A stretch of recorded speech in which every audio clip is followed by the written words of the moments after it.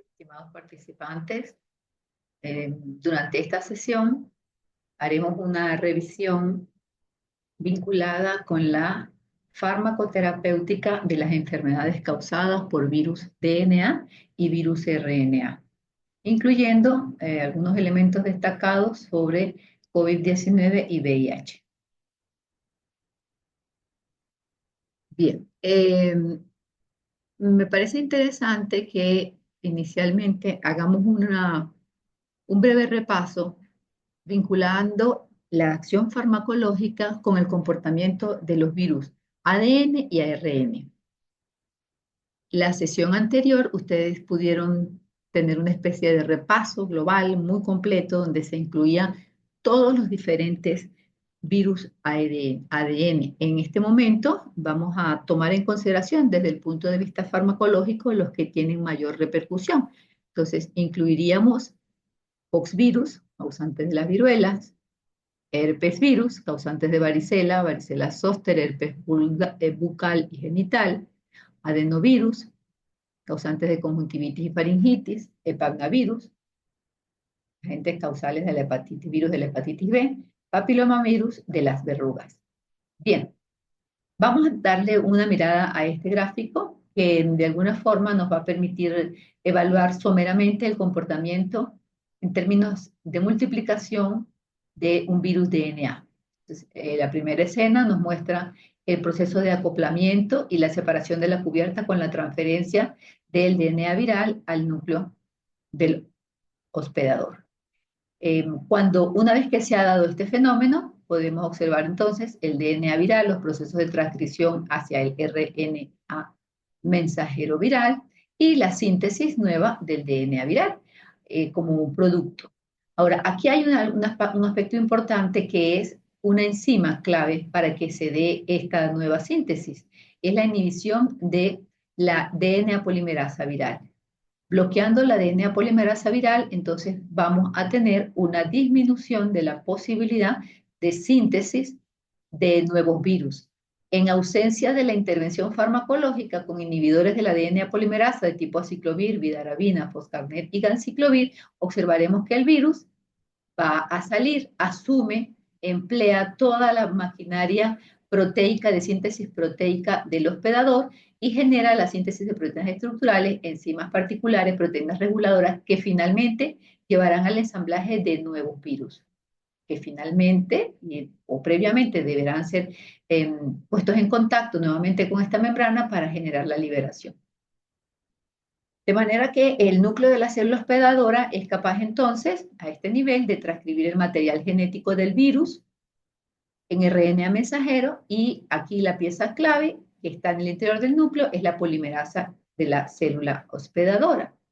Entonces, esa polimerasa, hay una excepción para el efecto de esta polimerasa y lo representan los poxvirus, porque los poxvirus portan una RNA polimerasa y se replican fundamentalmente a nivel del propio citoplasma de la célula hospedadora. Entonces, pero el resto sí utiliza este mismo proceso de inhibición.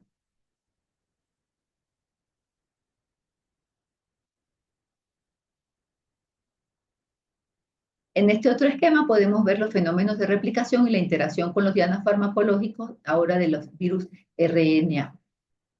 El mismo fenómeno de unión a la superficie con la importancia de la hemaglutinina, procesos de endocitosis, se forma el endosoma. Aquí hay proteínas importantes que es la proteína M2. Esa proteína M2 funciona como un canal iónico, en consecuencia va a conferir la posibilidad de que se den los procesos de fusión y la separación finalmente del componente del RNA viral. Una vez que esto ha sucedido en el interior del núcleo, entonces vamos a tener partículas virales de virus de RNA completamente formados que simplemente pasarán a ser incorporados por el proceso de gemación a la liberación del producto viral, a los virus nuevos, o también tendríamos la siguiente opción que sería la posibilidad de que haya síntesis de RNA mensajero dirigida o que va a utilizar toda la maquinaria de síntesis proteica del hospedador y producirá proteínas estructurales y no estructurales. Entonces, esta ruta va a llevar secundariamente a, digamos, un aporte adicional de virus. ¿Cuáles son los virus RNA que conocemos? El virus de la rubiola, el rhabdovirus, picornavirus, arenavirus, vinculados para nosotros con interés clínico por meningitis, flavovirus para fiebre amarilla, hepatitis C y virus Zika, ortomixuvirus para las gripes, paromixuvirus, sarampión y parotiditis, y coronavirus, que lo mencionaríamos ahora como un elemento interesante causante de síndromes respiratorios agudos y de resfriados. Entonces, la replicación, en este caso, de las enzimas del virión va a sintetizar entonces, bien sea el RNA mensajero o el RNA viral, que se va a traducir luego en nuevas proteínas. También vamos a tener la posibilidad de que vamos a evidenciar que se completan los procesos de replicación en el citoplasma del hospedador. Y algunos, como el virus de la influenza, pueden transcribirse completamente aquí y salir ya directamente como RNA viral directo, es decir, obvian este paso. Por eso la capacidad infecciosa es muchísimo mayor, ¿no? Bueno, en este gráfico vamos a poder observar la serie de preparados farmacológicos que se pueden utilizar en las infecciones por los virus ADN, es decir, los herpes virus, que son los más representativos del grupo. Entonces tenemos el aciclovir, cidofovir, panciclovir, valganciclovir, foscarnet, fomivirsen, dosaconazol, hidroxuridina y trifluorina. Resaltaremos los aspectos más relevados de este grupo de compuestos.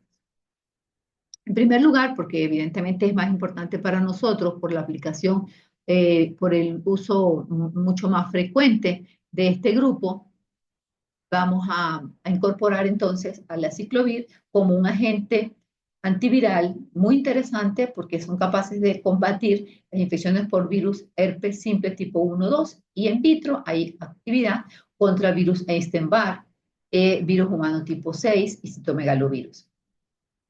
Es interesante que hay una fase que tiene actividad justamente en las fases de replicación acelerada. Observemos el fenómeno de una primera fosforilación que se va a dar gracias a la presencia de una enzima importante que es la timidincinasa del virus. Entonces, aquí tenemos el aciclovir, aquí tenemos entonces la enzima timidincinasa del virus. Entonces, para que se genere esa primera asociación con el primer grupo fosfato, que es decir, la formación del monofosfato de aciclovir, va a intervenir esta enzima viral, la timidincinasa. Y esta enzima va a promover entonces la posibilidad de que en pasos secuenciales se incorporen los otros fosfatos para que sea difosfato y trifosfato aquí en este momento cuando ya se ha incorporado toda la secuencia. De esa manera, el producto nuevo va a ocupar el espacio de la guanosina, es decir, el aciclovir, ahora el trifosfato de aciclovir, va a ocupar el lugar de la guanosina, aquí está la timidina, adenina, citosina y la guanina. Estaría ocupando este lugar privilegiado para intervenir entonces deteniendo la multiplicación. Observemos que desde el punto de vista cinético la absorción de estos preparados es lenta por vía oral y eso hace que podamos evidenciar una biodisponibilidad muy baja. Recordemos que los dos parámetros que limitan la biodisponibilidad son la absorción y el fenómeno de primer paso hepático. Como la absorción es tan pobre, la biodisponibilidad consecuencialmente también lo será. Por eso las formulaciones intravenosas se prefieren porque son 10 veces más potentes, 10 veces más capaces de llegar y alcanzar concentraciones apropiadas a nivel del plasma. Las formulaciones tópicas son detectadas, cuando se aplican tópicamente no se pueden detectar en el plasma, pero a nivel de la epidermis se puede ver hasta un 50% de la dosis que se ha administrado. El volumen de distribución es amplio, incluso se puede encontrar preparado a nivel de pulmón y en el riñón es 130 veces superior. Atraviesa la barrera placentaria, eso es interesante de señalar, y en el líquido cefalorraquídeo tendríamos el 50% de las concentraciones plasmáticas. Lo mismo en el tumor acuoso, prácticamente un 50%. En el interior de las vesículas herpéticas encontraremos concentraciones del aciclovir similares a las plasmáticas. El metabolismo de este preparado se da fundamentalmente a nivel del hígado. Y observemos nosotros que la vida media pasa a ser más o menos de 2 horas en promedio en individuos con una función normal, pero se prolonga 10 veces cuando estamos hablando de un paciente con insuficiencia renal. Por lo tanto, en estos casos hay que hacer ajuste de las dosis. ¿Cuáles serían los usos? Bueno, por vía oral, fundamentalmente el tratamiento del herpes labial, en el tratamiento del herpes genital, bien sea en el primer episodio en fenómenos de recurrencia o incluso en fenómenos de recaída, se utilizaría para tratamientos de infecciones diseminadas en los pacientes en los recién nacidos. La indicación aquí pues sería por vía intravenosa, previendo la aparición de encefalitis herpética y algunas infecciones sistémicas que comprometan la vida de los pacientes inmunosuprimidos. En infecciones por herpes zóster también se pueden utilizar, donde se ha demostrado que es más efectivo si las lesiones tienen un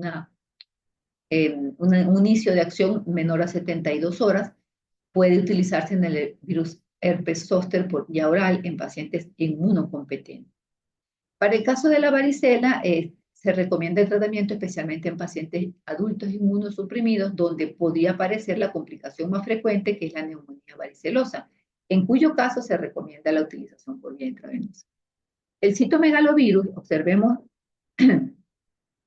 que no estaría directamente indicado para la erradicación de este virus, pero puede ser eficaz en la profilaxis, especialmente en pacientes trasplantados. Finalmente, en las infecciones causadas por el virus Epstein-Barr, específicamente la condición de la leucoplasia vellosa oral que puede aparecer en los pacientes con VIH. La administración, la dosis recomendada es de 200 a 800 miligramos cada 4 horas para un total de 5 dosis el día. Hay un trabajo reciente donde se recomienda y ha dado buenos resultados en términos de comportamiento cinético la administración de estas dosis, pero pueden darse cada 8 horas. Entonces, eso haría la posología mucho más cómoda. Entre las reacciones adversas se señala la aparición cuando se administra para formulaciones oftálmicas de vía tópica de una queratopatía putata superficial. ¿Qué quiere decir eso? Bueno, quiere decir que es evidente que el uso de la ciclovir en el terreno de la oftalmología es o debe estar limitado al manejo especializado. Es decir, solo los oftalmólogos tienen que manejar estas condiciones virales en los ojos. Habitualmente, las reacciones más frecuentes vienen a ser quemadura, sensación de picazón o escozor local, porque se considera bien tolerada. Pero este riesgo de la queratopatía punctata, pues debe ser manejado por especialistas. Las crematópicas tienen como efecto adverso la sensación de quemadura, pruritos, dermatitis, eso es pasajero. En líneas generales, la tolerancia por vía oral es muy buena, sin embargo, se reportan manifestaciones gastrointestinales inespecíficas. Por vía intravenosa hay riesgo de afectación renal, especialmente en pacientes que tienen una condición renal previa, cuando se utilizan dosis muy altas o cuando se administran bolos.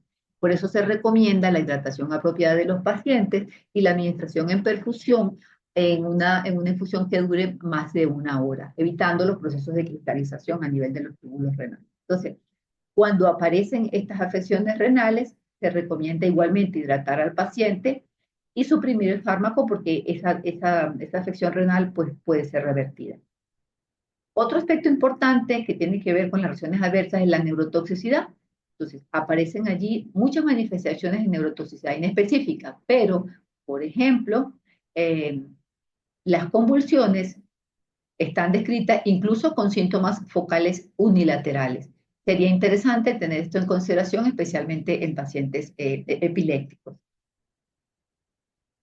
Todo lo que tiene que ver con el tema de la neurotoxicidad es más frecuente en pacientes inmunodeprimidos, así lo describe la literatura. Hay descripción de aspectos vinculados con teratogenicidad en la literatura y por tanto pues se recomendaría no aplicación en mujeres embarazadas.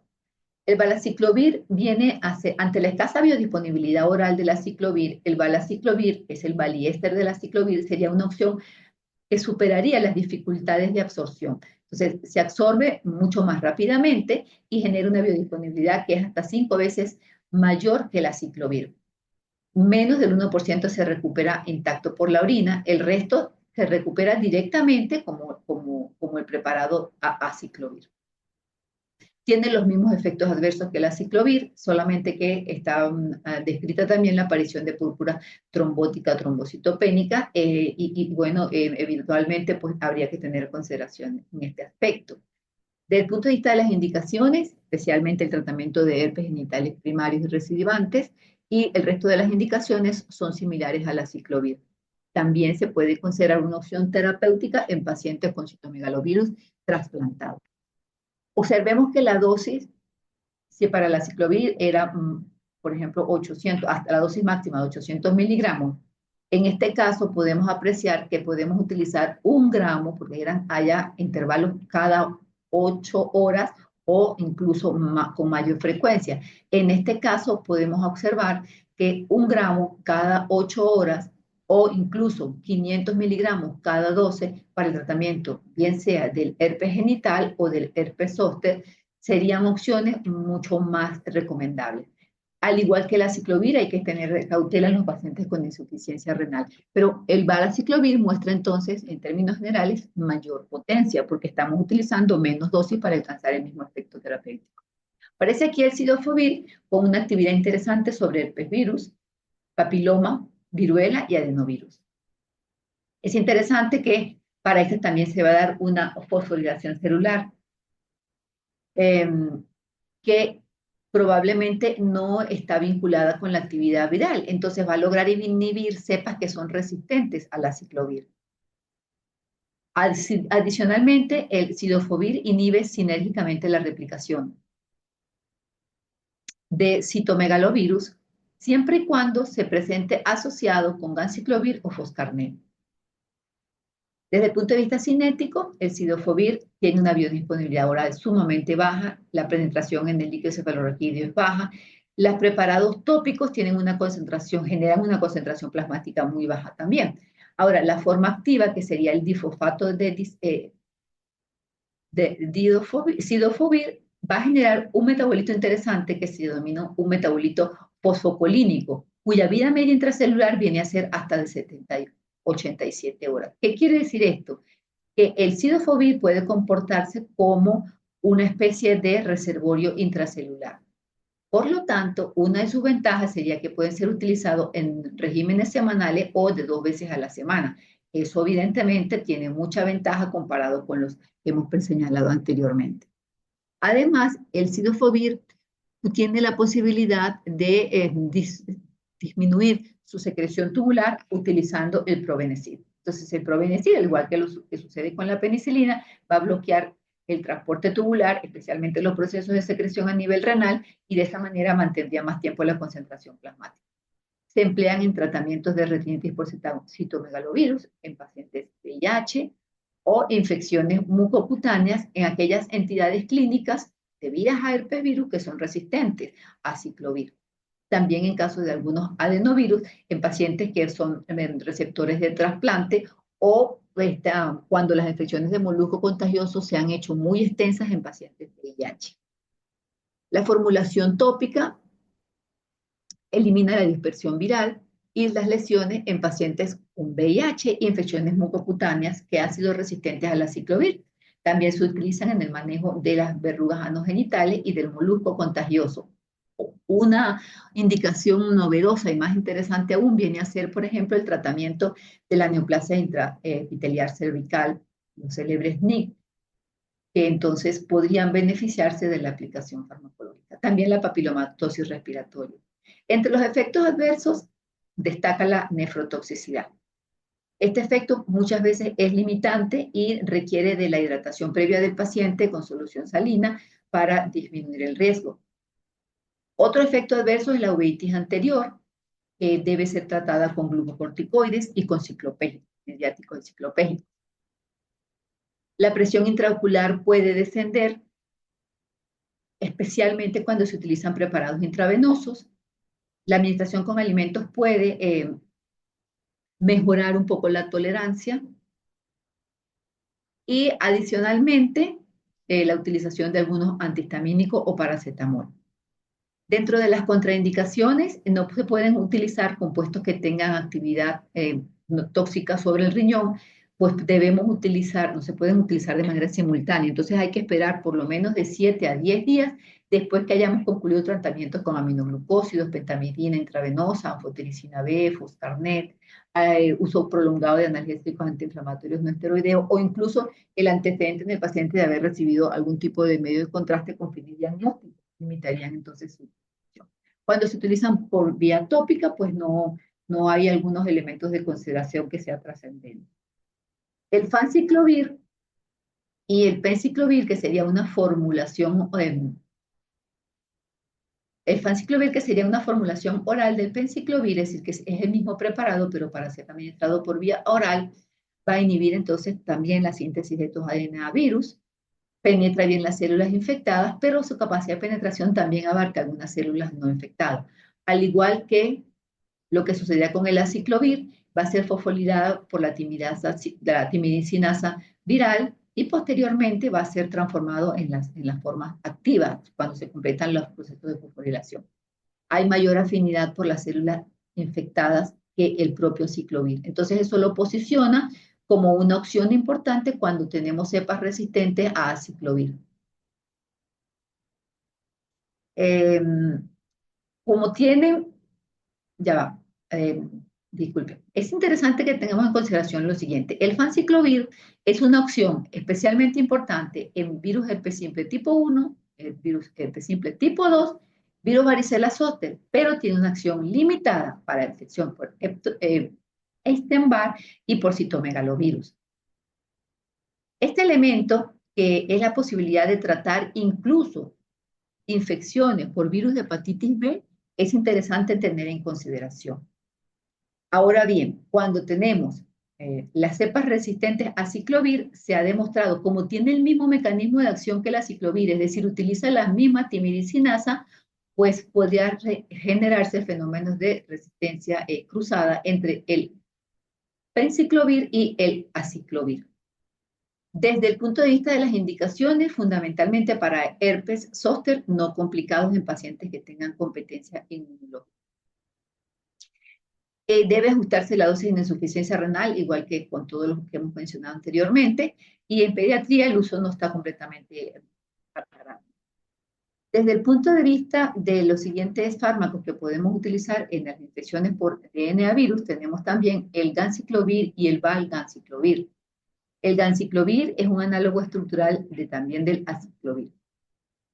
Y el vanganciclovir es un profármaco cuya ruta metabólica dará origen al propio ganciclovir. Entonces es activo contra todo el grupo más grande, entonces en ese sentido pues tendríamos un espectro mayor. Tiene el mismo mecanismo de acción que el aciclovir, es decir, la ruta de la timidicinasa de los virus, pero adicionalmente tiene una particularidad de emplear también una fosfotransferasa que está presente en citomegalovirus. Entonces, esto sería pues un elemento interesante o adicional. Por eso es útil en infecciones por citomegalovirus, especialmente la retinitis, lo veremos. El ganciclovir entonces tiene una biodisponibilidad oral que es mayor que el ganciclovir, por ahí que se justifica la utilización como profármaco. Hay un dispositivo, un preparado que es un dispositivo de implante intraocular de liberación prolongada que produce altas concentraciones en el humor vítreo. Y por eso, pues, es interesante para nosotros la opción de su uso en la retinitis por citomegalovirus, bien sea de forma oral, de forma intravítrea o a través de estos implantes oculares con este producto de liberación prolongada. Al igual que los fármacos que hemos mencionado hasta ahora, debemos ajustar la dosis porque es evidente que también podemos generar falla renal porque la mayoría del fármaco se va a eliminar por esa vía. También se puede utilizar entonces en síndrome por citomegalovirus en pacientes con SIDA o receptores de trasplante, bien sea para profilaxis o para tratamiento. El efecto limitante más importante es la mielosupresión y es un efecto tóxico limitante, que quiere decir que varias líneas celulares medulares pueden verse afectadas. En primer lugar, neutropenia. que puede llegar a ser hasta del 40% y que va a aparecer más o menos en la segunda o tercera semana de tratamiento. Para su manejo, se recomienda entonces la posibilidad de emplear el filgastrin, factores estimulantes granulocitos, como una opción pues, útil, especialmente en aquellos pacientes que han hecho una neutropenia que se mantiene en el tiempo. Hay reportado en la literatura la aparición de neutropenia persistente de carácter letal. También la plaqueta en contagio plaquetario se puede ver afectado. Hay manifestaciones inespecíficas a nivel del sistema nervioso central, que serían como las otras circunstancias a tener en consideración. El letermovir es otro preparado farmacológico que se emplea en el tratamiento, farmacológico de las infecciones causadas por virus ADN. Y se considera como el más recientemente introducido en las infecciones por citomegalovirus. Y bueno, más recientemente ya tiene 20 años, pero es importante para el manejo de las profilaxis de infecciones, especialmente en pacientes que son sometidos a trasplantes. En evaluación está el uso para el tratamiento de las infecciones por citomegalovirus congénitas asociado al ganciclovir. Es un inhibidor entonces de la DNA terminasa viral del citomegalovirus. Entonces, el letermovir lo consideramos prácticamente de uso exclusivo para infecciones por citomegalovirus. Tiene una cinética muy particular, una cinética saturable, no lineal, que se va a eliminar en función del tiempo. Y esto también es interesante ver que a pesar de que su absorción es muy variable, tiene una capacidad moderada de inhibir el citocromo P450 de subtipo CYP3A. Pero adicionalmente, in vitro se ha visto que es posible que tenga capacidad para inhibir otros transportadores particulares o específicos de aniones orgánicos, de cationes orgánicos, de sales biliares, proteínas resistentes a cáncer. Es decir, hay todo un subgrupo de proteínas de superficie interesantes que a nivel de las pruebas in vitro se ha visto la capacidad que tienen de inhibirse. Entonces quedaríamos como el uso específico o limitado en los actuales momentos para tratar pacientes que han sido trasplantados, sometidos a trasplantes, y en ellos estaríamos buscando entonces mantenerlos libres de citomegalovirus utilizando dosis de 400 miligramos día, bien sea oral o por goteo, durante una hora, si se pudiera por la vía intravenosa, pero tener en consideración que este tratamiento debe prolongarse por 100 días, incluso después del trasplante. Bueno, dentro de los efectos adversos aparentemente no tenemos diferencias cuando se comparan en los ensayos el letermovir y placebo en relación a los síntomas mielotóxicos o nefrotóxicos. Avanzamos con Foscarnet, tiene una particularidad. Foscarnet es un preparado que, por ser un análogo inorgánico de pirofosfato, va a inhibir tanto el virus herpes como el VIH. Entonces va a interactuar con la DNA polimerasa del virus herpes simple o con la transcriptasa inversa del VIH. El Foscarnet es un preparado poco hidrosoluble por su condición de vinculación a las estructuras del pirofosfato y va a generar una concentración vítrea que es más o menos equivalente a la plasmática, lo mismo en el sistema nervioso central. Entonces, eso ha hecho que dentro de los usos terapéuticos más importantes aparezca la retinitis por citomegalovirus, incluso resistente a otros preparados. Infecciones entonces por citomegalovirus, herpes virus, varicela zoster resistentes al ciclovir, tratamiento preclínico de pacientes que van a ser sometidos a trasplantes, infecciones específicas ya por citomegalovirus para reducir incluso el riesgo de sarcoma en pacientes con VIH, o infecciones por virus herpes simple o varicela zoster que han sido resistentes a la ciclovir. Aparece una serie de efectos adversos asociados, para ellos el más interesante es la falla renal, es decir, la posibilidad de repercusión con incrementos relativamente moderados de la creatinina sérica. ¿Qué es lo que se recomienda? Administrar solución salina para disminuir el riesgo. Dado que el preparado se encuentra a pH fisiológico ionizado, pues la coadministración de alguno de estos cationes va a generar entonces impacto. Hay algunas manifestaciones a nivel del sistema nervioso central que las comparte con la mayoría del grupo de estos fármacos. El Fomivirsen inhibe la replicación específica del citomegalovirus por mecanismos que son específicos e inespecíficos.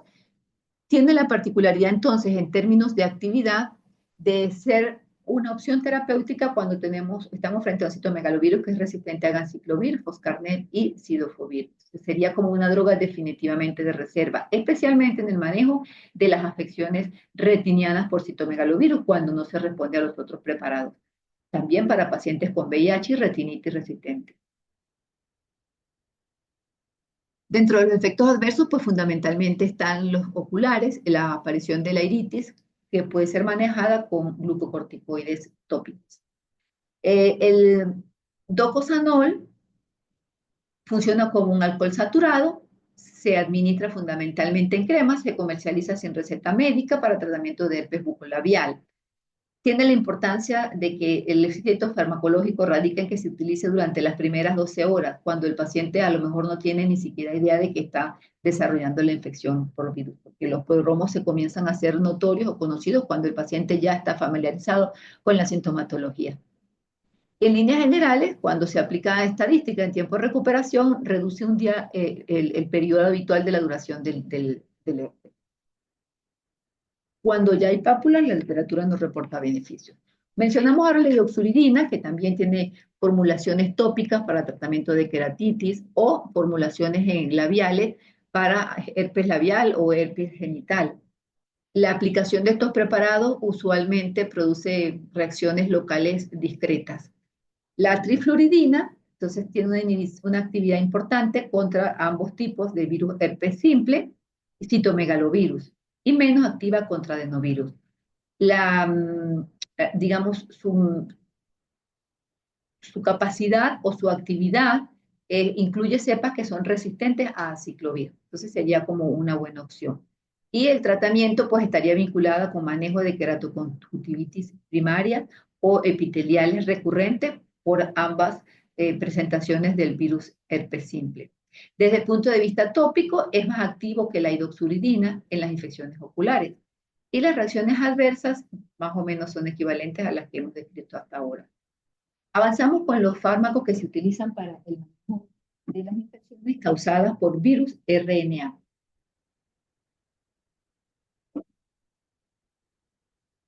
Entonces, aquí tendremos los adamantanos, inhibidores de la neuraminidasa, inhibidores de la endonucleasa. Los primeros que tendríamos acá, entonces, incluimos en primer lugar los adamantanos, donde está la amantadina y la rimantadina. Luego tendríamos inhibidores de la neuraminidasa, donde está oseltamivir, zanamivir, peramivir. Y finalmente, inhibidor de la endonucleasa, que es el valoxavir maroxil. Aquí ya podemos apreciar algunas diferencias que tienen que ver con algunos parámetros cinéticos del grupo en general. Pueden detallarlos con calma después. Mencionamos primero la mantadina y la rimantadina. Estos preparados tienen la ventaja de la rimantadina sobre la mantadina, que es el efecto sobre la rimantadina. Es un derivado de la mantadina, pero es hasta 10 veces más potente. Tienen una configuración muy especial, son evidentemente aminas tricíclicas, y esta configuración les confiere como a su vez la particularidad de ser incorporadas muy precozmente en los momentos de adhesión de la envoltura viral hacia la célula hospedadora. Pero además también se le ha descrito un efecto tardío ya en el proceso de ensamblaje final. Fundamentalmente utilizando como diana farmacológico esa proteína M2 que la habíamos descrito como un canal iónico, especialmente en el manejo de la gripe tipo A. Entonces, sería específico en el manejo de la gripe tipo A, no de la gripe tipo B, en las profilaxis estacionales, que la dosis se describe como 100 miligramos una vez al día en una o dos tomas. Los efectos gastrointestinales son los más interesantes. Considerar que, por ejemplo, algunos preparados farmacológicos como antihistamínicos y anticolinérgicos pueden potenciar los efectos neurológicos. Esto es interesante que se tenga en consideración porque muchos antivirales tienen en sus formulaciones justamente estos preparados y esta neurotoxicidad pues también va a ser más acentuada en pacientes de edad avanzada, especialmente si contienen psicofármacos. Oseltamivir lo presentaremos entonces junto con zanamivir. Este sí tiene actividad un poquito más amplia, tanto virus de gripe A como gripe B. y como hemos mencionado, pues son inhibidores de la neuraminidasa en consecuencia de la agregación viral. Es interesante que pueden limitar la replicación viral específicamente en las vías respiratorias y puede utilizarse incluso cuando estamos frente a unas cepas que son resistentes a mantadina, a rimantadina o al propio zanamivir. El tratamiento reduce entonces la sintomatología, especialmente se recomienda en adultos o niños de 1 a 2 años de edad, pero en términos prácticos, el efecto que tiene sobre la duración final de todo el síndrome gripal, pues viene a ser una reducción de 1 a 2 días con relación a la sintomatología. Pero la literatura reporta que sí hay beneficios adicionales en términos de acelerar la recuperación. Y sobre todo, disminuir en líneas generales las complicaciones que trae consigo la utilización de antibióticos. Esto sí tiene interés epidemiológico. La mayoría de estos antivirales que se emplean en el tratamiento de la gripe son sumamente costosos. Entonces, para los países con más limitaciones de recursos económicos, pues no nos imaginamos utilizar una inversión tan alta para el manejo de una gripe normal, ¿no? Sanamivir, pues tiene más o menos las mismas características. Una opción farmacológica cuando estamos frente a cepas resistentes a mantadina o rimantadina o al mismo oseltamivir que acabamos de mencionar. El tratamiento pues implicará una ventaja que tiene una formulación que se inhala, una formulación inhalada, que implicará el tratamiento cada 12 horas y por relativamente periodo corto de tiempo, hasta 5 días. Eso traería la ventaja de acortar la resolución. Antes habíamos hablado de 1 a 2 días, para oseltamivir y debería ser de 1 a 3 días para el zanamivir. Desde el punto de vista de los efectos adversos, hay que considerar la importancia de que como se administra por inhalación, algunos pacientes puedan desarrollar sensibilidad y aparición súbita de broncoespasmo o compromiso de la función pulmonar. Esto sí parcialmente, esto tiene notar importancia en pacientes asmáticos o pacientes hepáticos. Terminaríamos con este grupo, inhibidores de la neuraminidasa con el peramivir. Dice que no está aprobado para menores de 18 años. Idealmente, los síntomas no deberían haber avanzado más de 2 días. Se puede utilizar en goteos intravenosos en el tratamiento de gripes agudas no complicadas. En pacientes que no puedan recibir antivirales por vía oral. Entonces sería como una opción para estos pacientes muy especiales. No hay estudios complementarios avanzados en términos de pacientes que estén críticamente enfermos, hospitalizados graves o pacientes pediátricos. Efectos adversos inespecíficos, pero aparentemente hay mayor afección neuropsiquiátrica. Hay también descrito efectos de reacciones de hipersensibilidad cutánea, síndrome Steven-Johnson y eritemas. El Valoxavir marboxilo tiene la particularidad de que tiene también espectro amplio para los dos tipos, que se comporta como un profármaco y que la hidrólisis va a generar entonces el Valoxavir, que sería como el compuesto activo. Inhibidor de la endonucleasa de la cubierta, entonces va a inhibir el inicio de la síntesis del RNA. Dice que tiene actividad incluso contra virus que son resistentes a oseltamivir. El perfil cinético de el decaimiento muestra un declive multifacético, es decir, es probable que se adapte a un modelo de varios compartimientos con una vida media relativamente alta. Esto hace que haya también riesgo de interacciones en el tiempo. Tiene la ventaja de una sola dosis oral y se emplea tanto para el tratamiento como para la profilaxis en el tratamiento profilaxis de infecciones por gripe A y B. Estudios de fase 3 dice que evidentemente no muestra algunas diferencias con placebo o con oseltamivir. Incorporaremos a los interferones, recordar que hay 3 tipos de interferones, que tienen, los interferones en general tienen actividad antiviral, inmunomoduladora y antiproliferativa. Tengamos en consideración un aspecto interesante. De los interferones que se comercializan hay 3 formas: el interferón alfa natural, los recombinantes con proteínas no glucosiladas y los pegilados. Los pegilados implica la unión del interferón con partículas de polietilenglicol inerte. Eso es lo que se conoce como pegilación. Entonces de allí nacen los interferores pegilados. ¿Cuál es la ventaja? Retardan la absorción, disminuyen la eliminación y generan concentraciones más altas y constantes a nivel plasmático, generando a su vez la ventaja de que se administren una sola vez a la semana. En líneas generales, entonces, desde el punto de vista de la actividad inmunomoduladora y antiproliferativa, van a estimular la actividad de los linfocitos, de los macrófagos e incluso la expansión del complejo mayor de histocompatibilidad. Con calma pueden leer todas estas indicaciones y van a observar que tenemos infecciones causadas por virus, infecciones adicionalmente entidades neoplásicas de naturaleza oncológica, también entidades de naturaleza netamente inflamatoria o por autoinmunidad. La última opción que voy a describirla acá es una formulación nueva, preparado intranasal, que se puede emplear como profiláctico en resfriados por rinovirus. Algunas palabras vinculadas con las infecciones por el coronavirus. El nuevo coronavirus, como sabemos todos, pues ha implicado más recientemente la última pandemia que afectó a la humanidad. Es un virus que se origina, según la literatura, en China, que condicionó esta pandemia y que en el año 2020 la OMS lo designó con las siguientes denominaciones. Dice el COVID en función a que el CO para corona, VI de virus y D de enfermedad, disease. Entonces, estaríamos hablando de que la designación de este virus responde a las características del mismo y recordar la importancia que se le dio a la síntesis, la liberación y la administración a nivel global de muchas vacunas. Las vacunas estuvieron disponibles en un tiempo récord. En este esquema podemos observar las afecciones virales, están mostrando la frecuencia, aquí están los años, los periodos, desde el 2017, 2018, 2019 y la crisis de aparición de número de pacientes muertos por gripe, especialmente vinculados al diagnóstico del COVID. Es realmente dramático. Tendríamos un pico al inicio de la pandemia, un pico al finalización de la pandemia y esta discreta caída que los expertos la consideran atribuible a los fenómenos del confinamiento. Bueno, el fármaco que se utiliza a partir de este momento ha sido justamente el Remdesivir.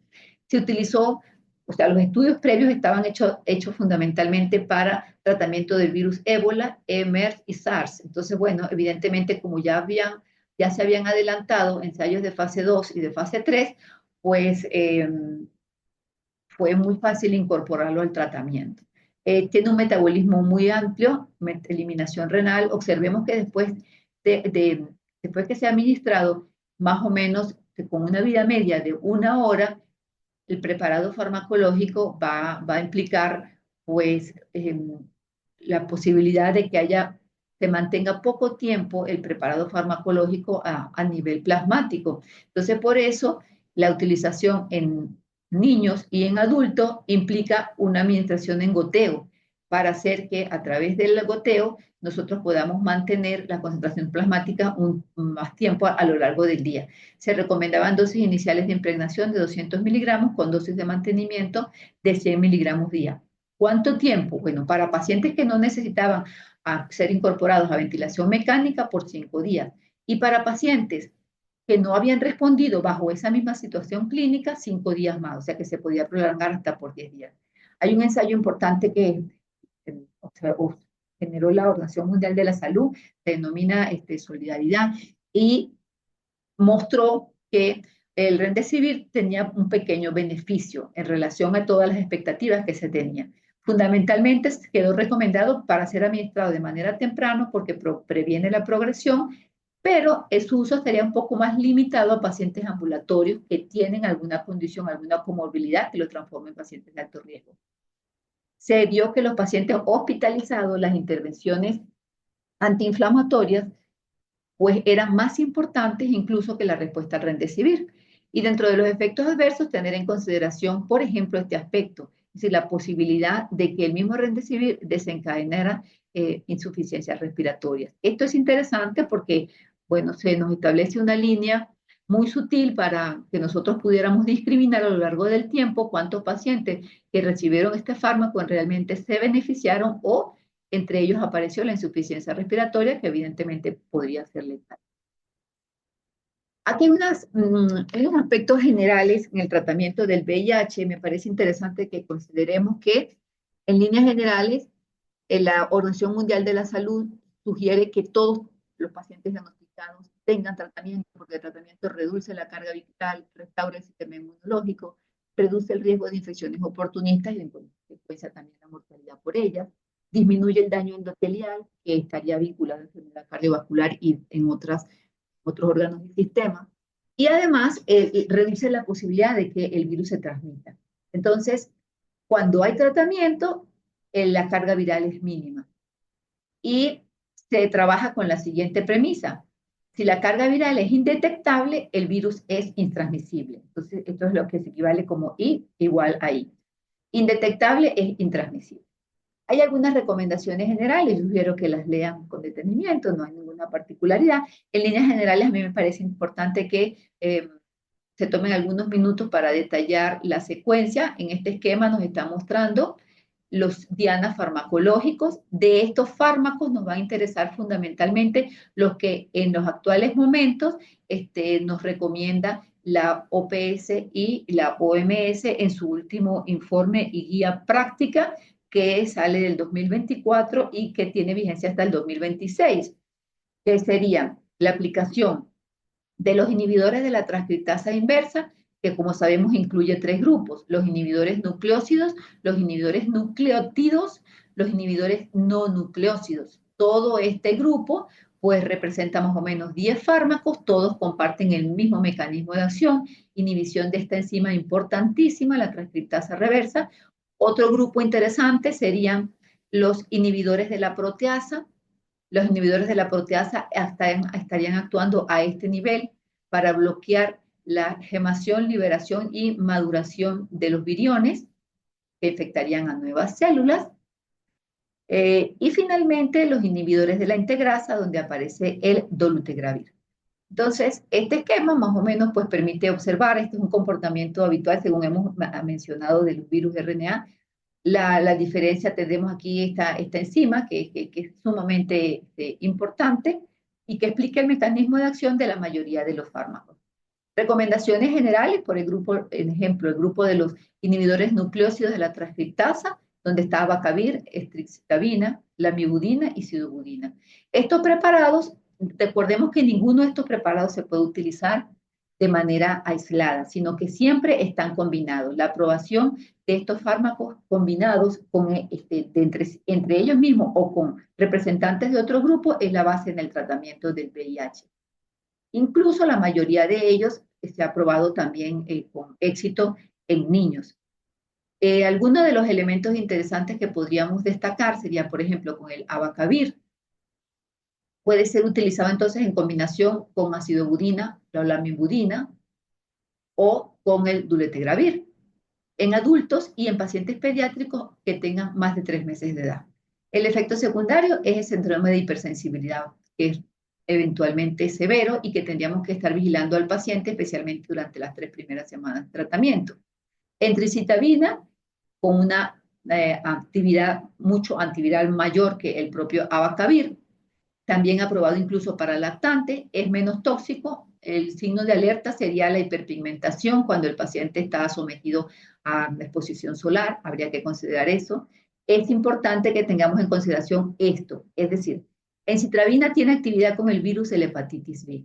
Entonces, si tenemos un paciente coinfectado, VIH, con él, y a su vez tiene hepatitis B, este paciente va a mejorar, va a aliviar su condición de la hepatitis, pero no podemos interrumpir súbitamente la entricitabina porque evidentemente vamos a tener un rebrote en la replicación del virus y un cuadro de hepatitis florida exacerbado.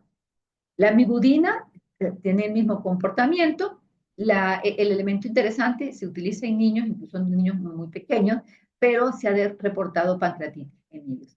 La acidobudina ZT es el primero de todos los aprobados por la FDA, tanto para niños como para adultos. En los actuales momentos se prefiere como indicación pediátrica por toda la experiencia de todos los años que tenemos con la acidobudina. Es interesante que ella se ha utilizado para la prevención de la transmisión madre-feto y también se utilizaba anteriormente entre los pacientes vinculados con riesgo biosanitario. Hoy en día hay otras opciones. Entre los inhibidores nucleótidos tenemos el tenofovir fundamentalmente. Ese es el antirretroviral más utilizado a nivel mundial.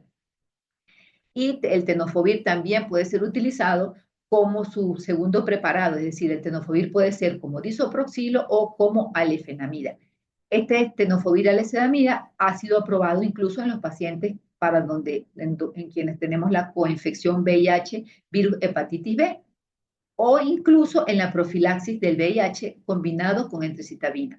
Es decir, si estamos hablando de elementos profilácticos, pues sería pues una opción porque representa dosis más baja que el propio tenofovir también con toxicidad renal menos marcada.